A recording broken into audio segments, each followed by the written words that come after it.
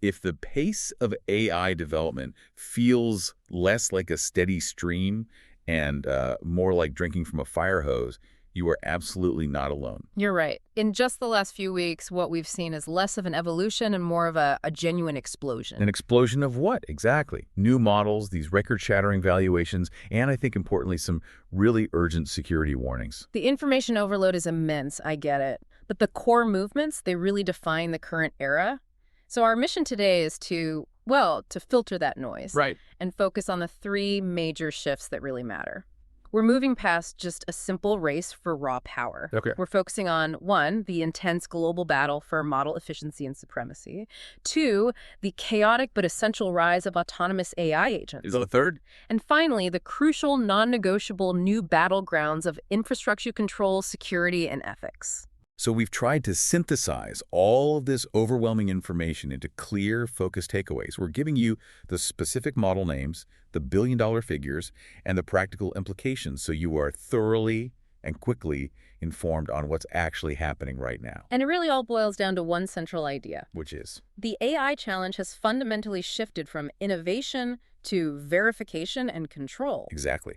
This knowledge is crucial because the conversation is no longer about building the biggest model. It's about how safely, reliably, and, how efficiently these new systems can execute complex real-world tasks for you. Okay, so let's start where the action is. Right. The leaderboard. Mm-hmm. The competitive landscape for large language models is changing incredibly fast, and I think the key thing is it's no longer just an American-led game. Not at all. We're seeing non-U.S. players surge forward, and Zipu AI is a great example. Right, their GLM 4.7 model. Yeah. It just arrived and immediately forced the whole industry to pay attention. Oh, absolutely. And specifically for its standout coding performance. So what's so fascinating about that? Well, GLM 4.7 landed near the top of SWE-bench, which is the test the industry uses to see if a model can actually write reliable, production-ready code. So it's not just a parlor trick. Exactly. And on top of that, it showed superior math and tool use capabilities. These aren't abstract skills. These are the essential ingredients for those complex, multi-step tasks that autonomous agents rely on. That focus on tool use. It feels like it signals a much broader geopolitical fight. It does. You also have Baidu's ERNIE 5.0 preview climbing to the top of the Chinese leaderboards. And that sparked a bigger conversation about DeepSeek maybe becoming a Chinese national tech champion. Right. This isn't just technical one-upmanship. It's a strategic effort to secure national leadership in AI. So meanwhile, what's the counter move? Well, Google is deploying Gemini 3 with just aggressive speed. Right. Gemini 3 Flash. Yes, it's built for efficiency and speed. It achieved these remarkable long context results, showing 90% accuracy even when handling a massive 1 million token window. And just for context, that means it can process the equivalent of 4 large books in a single prompt and still reliably answer questions about the content. Incredible, isn't it? And this isn't theoretical. It's already out there. It's integrated into the ecosystem. It's powering Google Search's new generative UI. It's enhancing tools like Notebook LM. And on the benchmarks, Flash is topping coding evaluations like SWE-bench verified and evals. And in these head-to-head comparisons, Gemini 3 and the rumored GPT 5.2 they're trading wins, especially on things like Tulathlon and ECI, which measure how well a model uses external tools. So as the models get better, the tests have to get harder. They have to. Just to reveal the remaining flaws, we're seeing a real evolution in how we evaluate them. Like what? We had the launch of MedMarks, which is now the largest LLM benchmark focused entirely on medical knowledge, and MoreBench, which is designed specifically to expose, persistent moral reasoning gaps. Which is about identifying where these systems might fail under ethical pressure. So that raises a critical question for you, the user. What can you not trust these LLMs to do? Well, new analysis from DSR Bench shows they still struggle, and struggle significantly, with structural reasoning. Things like understanding order, hierarchy, connectivity. Right. Unless you give them external tools to help manage that logic, it's a fundamental, persistent weakness. And this point is just so central to our whole narrative today. It is. Because the raw LLM is weak at imposing order, we have to build an agent like a robotic manager around it to handle the step-by-step logic, and the verification the model itself just can't manage. Okay, so if the model still struggles with hierarchy, it has to run through multiple steps to check its work. Mm-hmm. And if it has to run through multiple steps, that means speed and cost. They suddenly become everything. That's it. That structural weakness is precisely why the race for efficiency is becoming mandatory. It dictates the economic viability of the entire industry. So where is that happening? At the infrastructure layer, we've seen incredible improvements from open source tools like vLLM, Which now offers unified multimodal serving through its Omni feature. and it uses clever kernel compilation to get faster times to first token. So basically, that initial response feels much, much snappier. And if we zoom out, these optimizations, they're directly tied to new hardware. Right. When you combine improved software like vLLM with NVIDIA's upcoming Blackwell generation chips, the change is huge. You get 33% more tokens processed per dollar. That is a massive efficiency leap. It fundamentally changes the cost equation for mass adoption. And we also saw huge research breakthroughs in mixture of experts, or MOE. A technique for running massive models without massive hardware. Exactly. One training rewrite delivered about a twofold speed up at half the memory, and another, Sonic MOE, offered near twofold runtime gains on NVIDIA H100s. So the whole industry is pushing toward this, 90% cost reduction goal? That's the imperative, and these technical advances are how they get there. This incredible focus on speed and efficiency, it brings us directly to the agent explosion. We're officially shifting from just asking LLMs questions to setting up autonomous agents to execute these complex multi-step tasks. But I have to challenge this a bit. Go on. A large-scale survey found over 100 different AI agent frameworks out there. They've collected over 400,000 GitHub stars. I mean, that sounds less like a revolution and more like just uncontrolled chaos. And you've hit on the crucial paradox right there. How so? That enormous number, it absolutely underscores a chaotic environment. It leads to widespread developer confusion. There are too many tools trying to solve similar, often overlapping problems. But while the ecosystem is messy, the adoption is very real. Teams using OpenHands agents, for instance, reported processing 8 billion tokens in just 2 weeks. People aren't just experimenting, they're running these in production right now. Because the functional benefits are just too high to ignore. Exactly. So to manage that chaos and make the agents reliable, we need better toolkits. We do. And Google introduced the Interactions API to tackle this very challenge. It's crucial for developers building complex workflows because it provides server-side state and background tasks. So it's like a permanent memory and a to-do list for the agent. The perfect way to put it. Plus, it gives them access to tools like Gemini Deep Research. It lets developers orchestrate these truly adaptive, long-running applications that can actually verify their own steps. It sounds like the industry is finally recognizing the need for some structure here. The Linux Foundation's Agentic AI Foundation. Yeah. Now you have heavy hitters like Anthropic and OpenAI joining. Right, and they're seeking open standards for secure, transparent, and interoperable agent solutions. Which is basically an admission that if agents are going to run your business, they need clear, common language and safety guardrails. It is. And we also saw AgentFS expand safe coding agents to support OpenAI models, which confirms this trend that the browser is emerging as the likely body for these agents. Because it's the perfect environment for an agent to take real action online, right? Booking flights, filling forms. Managing data. Exactly. So we've talked about the architecture, but what does this actually mean for the end product? What can agents build right now? Well, let's look at the showcases. We had one developer who taught a physical robot to dance jazz in just 3 days using an agent. Wow, which is a surprisingly rapid physical deployment of a really complex skill. It is. And on the code front, we saw tangible creation. A locally running GLM 4.7 on an Apple Silicon Mac managed to generate a complete Space Invaders game end-to-end just from the prompt. That shows an agent can translate a high-level goal into a verifiable functional application. And enterprise integration is proving just as profound. Zendesk acquired a company called Unleash for AI-powered enterprise search. The goal is to unify data from over 70 sources. So the agent's job there is verification, making sure the right data is found and that it's relevant. Precisely. And for secure financial data, Maxio launched its MCP governance layer. This acts as a crucial control system, enabling secure access to finance data through assistants like ChatGPT. So they're building the verification layers into the financial tools themselves. They have to ensure only authorized data gets shared. And on the consumer side, it's getting integrated with the physical world, which is always fun to see. Like the Samsung bespoke AI refrigerators.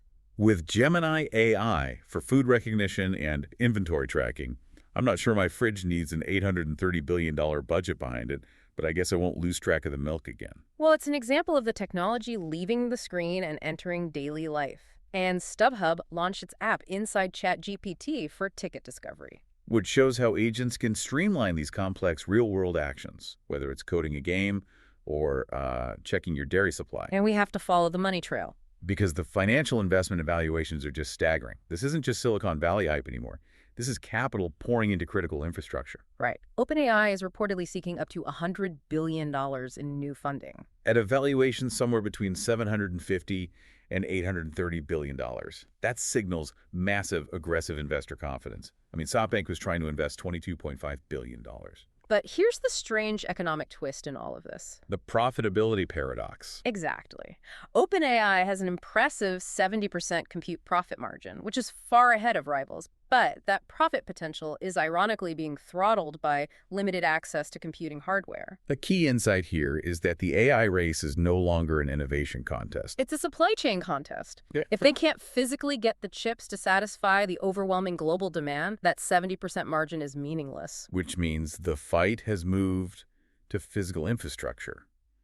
Amazon is accelerating its efforts with a huge $15 billion data center investment and new AWS agent tools. They know compute is king. Controlling it is essential to running the complex agents we've been talking about. But this infrastructure race isn't without significant social controversy. No, especially around resource control.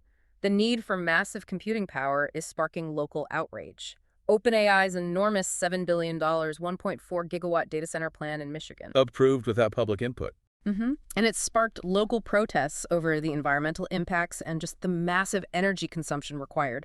The speed of the industry is running right up against local democratic processes. And hovering over all of this is NVIDIA. Set to widen its lead with upcoming AI chips, reinforcing the dependence on their hardware for the entire global sector. Control of the compute stack, it starts with the chip maker. And globally, the competition is fierce.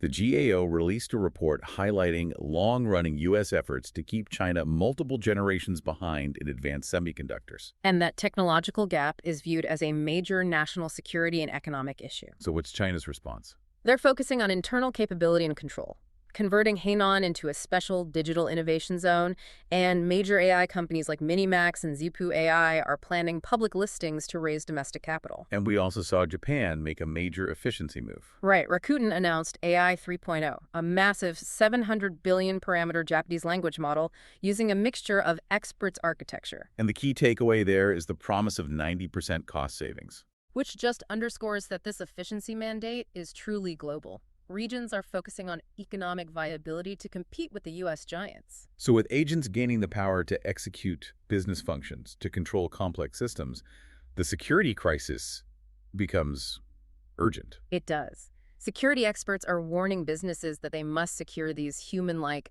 AI agents. Especially ones that can directly execute tasks in systems like Microsoft Dynamics 365. Right. If an agent can enter data or approve transactions, that introduces entirely new audit and control challenges. And the attack methods are getting more sophisticated because they target the agent's logic. We saw prominent examples of prompt injection attacks being demonstrated. This is where a hacker crafts a secret command hidden inside seemingly innocuous text, a comment, a data field. And that bypasses the AI safety dialogue, enables hidden code execution. Potentially in critical developer tools, there are even reports of legitimate tools like the DDI tool being abused in active cyber attacks. So the defense mechanisms are trying to catch up fast. They are. OpenAI hardened ChatGPT Atlas with RL-driven red teaming against prompt injection. So they're using reinforcement learning to constantly try and break their own system. To find the flaws first. And crucially, the Open Web Application Security Project, OWASP, released its first ever list of security risks specifically for AI agents, things like data poisoning. That standardization is vital for developers. It gives them a checklist. So who is trying to put the brakes on and enforce control? That's where governance and user controls come in. Firefox introduced an AI kill switch, which allows users to disable all AI-driven browser features. It's an easy, low-tech way to verify you have control over your own data flow. And governments are acting. The UK plans to outlaw AI deepfake notification apps. California enacted a new deepfake disinformation law. Plus, OpenAI and Anthropic are enhancing efforts to protect teens with stricter age detection and parental controls. Finally, let's look at the specialized fields where verification is really high stakes. On the positive side, AI models are now detecting hepatic steatosis fatty liver disease, from standard chest x-rays with over 80% accuracy. That's an incredible advance for healthcare. But the stakes are two-sided. Studies also warn that relying on AI translation apps poses real risks for misdiagnosis in vulnerable populations, like refugees. If the translation isn't perfectly verified, the result could be dangerous. And yet, we also saw incredible conservation success. AI-powered tools and acoustic sensors are being deployed in African national parks, Leading to hundreds of arrests of poachers. The technology is a genuine force for good there, providing verifiable, real-time control over protected areas. So to synthesize this dizzying deep dive, we covered the mandatory shift to efficiency in the model race, the developer chaos of the agent revolution, The $830 billion chase for infrastructure control. and the non-negotiable need for security and ethics. The current moment is defined by this overwhelming acceleration toward just making it all work. Right. And the central unifying shift is this profound move from how good is the model's raw output to how safely and effectively can the agent use the model to execute and verify real-world tasks. So verification ensuring the system actually did what it was supposed to do without breaking security or logic. That's the new bottleneck. It's not just raw training time anymore. And that leads to a provocative thought for you to consider as these systems get more personalized. OpenAI CEO Sam Altman suggested that infinite memory is the next frontier for personalized AI. If an AI can truly remember everything about you, that sounds powerful. But discussions also highlighted the vending machine paradox. Where limitless options can actually frustrate users who aren't sure what they want. So if the AI can remember everything, how do builders design the user experience so that infinite memory is empowering rather than completely overwhelming? And I think ultimately the most important question moving forward isn't what the AI can remember. But how do you, the user, maintain effective control over what that AI remembers and, more importantly, what it's allowed to do with that memory? That struggle between limitless capability and user control is going to define the next 12 months of the AI frontier.